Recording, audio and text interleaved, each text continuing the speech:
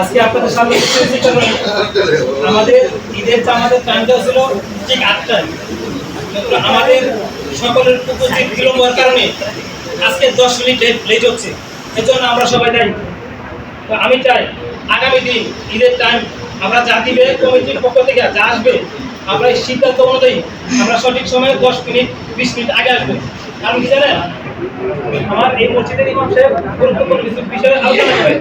এই গুরুত্বপূর্ণ বিষয়ে আলোচনা করার জন্য আমরা কেউ ইচ্ছুক না, অতএব এই আলোচনা হয় না। আজকে থেকে সময় বনা গেছে, আমরা কেউ আসতে পারি না। 8টার সময় টাইম দিয়েছি, প্রয়োজনে আমরা 7:30টার সময় মাঠে উপস্থিত থাকবো।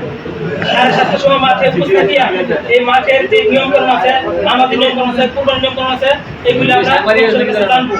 কিন্তু আমরা সঠিক সময় চেয়ে আর 10 মিনিট পরে আসি, এগুলি আমাদের মুসলিমদের জন্য একটা ব্যর্থতার পরিচয়। আমি চাই সকলেই 10 মিনিট 20 মিনিট আগে আসবেন।